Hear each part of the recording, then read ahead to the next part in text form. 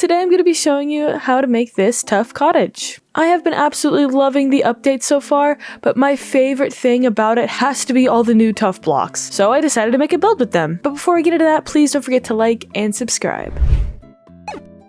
Okay, I've got the area all marked out, starting at the top and going around clockwise. It's 7 blocks, then 3 blocks, then 7 blocks, and 7 blocks, and 7 blocks, then 5 blocks, then 7 blocks, and 13 blocks on the longest side. On all of these orange terracotta blocks, I'm starting by putting 2 blocks of polished tuff and doing that around the entire build. In between all of these, I'm putting some tuff brick stairs all around the edge.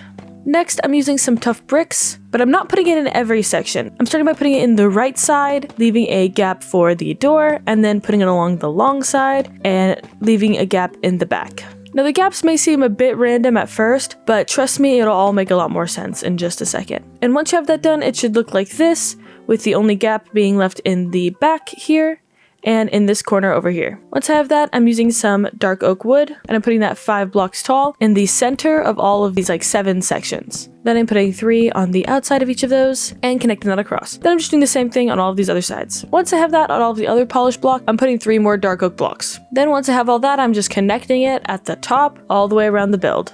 So when it's done, it should look like this. Now that I have all that done, I'm going to fill in all the gaps we left without walls. So I'm starting by at the top, I'm putting an upside down spruce stair and then just filling in between that with 2 spruce trapdoors. And I'm going to do that for every section that doesn't have the tuff brick walls in it.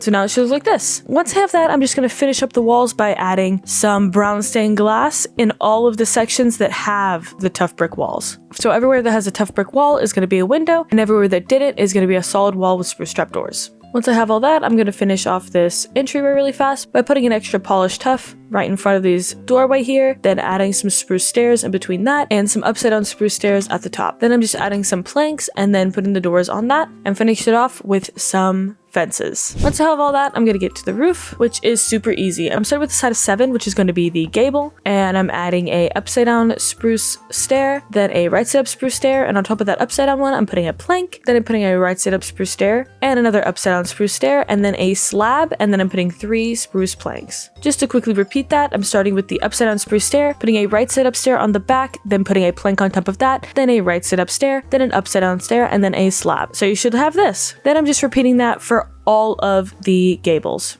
Once I have that, I'm going to connect the roof up. Starting at the bottom here, I'm actually going to be putting some stripes in this roof. Basically, on this first corner, everywhere that there's a pillar will be a stripe. And you can either leave these out when you're placing the spruce planks, you can either leave these out when connecting in the spruce, or just break it after the fact. Both work. Then I'm just going to do that for all the other sections. The only thing that's going to be a little different is on this far side. So the stripe is going to be on the first pillar, but not the second one. And then it's going to be on the middle one. So it's going to be on the outside pillars, but not the next 2 in, and then on the center one. And you'll see why in a second. So I'm going to finish up this roof, connect it all together, then add the dark oak stripe. The very last thing I'm going to be doing to the outside of this roof is adding some little windows. I'm starting right above that pillar where we didn't put the stripe, moving 1 block over and breaking some more blocks. So it's 3 blocks we're breaking. Then I'm just adding 2 dark oak bark blocks on each side, and then connecting the roof with some upside down spruce stairs and some right side up spruce stairs. Then just some spruce stairs on top of that,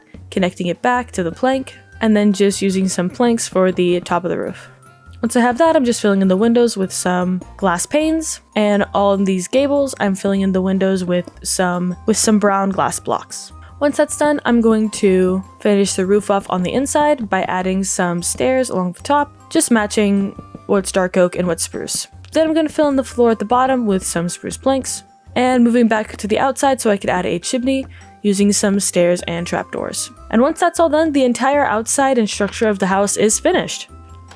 I think the easiest way to build this house is going to be adding all of the structure and furniture first, and then filling it in with the decorations. I'm starting in this front corner by the door, adding a little table with some upside down spruce stairs on the outside, then filling in with a few slabs. Then above the door, I'm going to make a little loft area, making sure to place the trap door on the same block as the glass panes so that I can actually place stuff on the top of it. And it's going to be 3 deep. Then I'm going to add some fences as a railing, and leaving one open so that we can add our ladder at the end. After the entryway, I'm moving to this back corner to make a bookshelf. First, I'm starting by breaking out these windows at the top and replacing it with just spruce planks. and breaking out the stair closest to the edge. Once I have that, I'm going to use some bookshelves. You can use chiseled bookshelves or normal bookshelves. I just didn't want to fill chiseled bookshelves. A bit lazy like that. I'm doing 2 rows along the bottom, then a row on each side, and then 2 more rows across the top. Once I have that, I'm adding some spruce stairs in this gap here and a slab, some upside down spruce stairs and slabs to make a table on the front, and some more upside down spruce stairs with some trap doors in between to make a shelf. And it should look like this. Next, I'm moving on to this kitchen section. I'm adding a upside down stair and a slab to make a table, kind of divide the space a bit, and then using 3 trap doors to make a hanging shelf with some chains connecting it to the ceiling. Once I have that, I'm adding another shelf with trap doors along the back and side. Once all that's done, the last thing I'm going to add for furniture is a chandelier, and I'm putting that just in the center of the room, and it's done. All that's left to do is add the function blocks for the kitchen and decorate it with some candles and flowers and stuff. I'm starting by adding just a bunch of barrels all over so that this place has a lot of storage, mainly on the shelf at the top, and then kind of scattered around the bottom and in this loft area that will be the bedroom. Next, I'm adding some furnaces and a chest to finish off the shelf, also replacing this window with some more spruce planks because the backs of furnaces are kind of ugly. I'm also adding another row of planks right on top of that just to kind of round out that wall a bit more. Then I'm adding a crafting table, an anvil, and a chest, and then also a cauldron and some more chests around. Next, I'm just adding some pots and candles around and making sure to light those and fill them with flowers, and finishing it off with a carpet.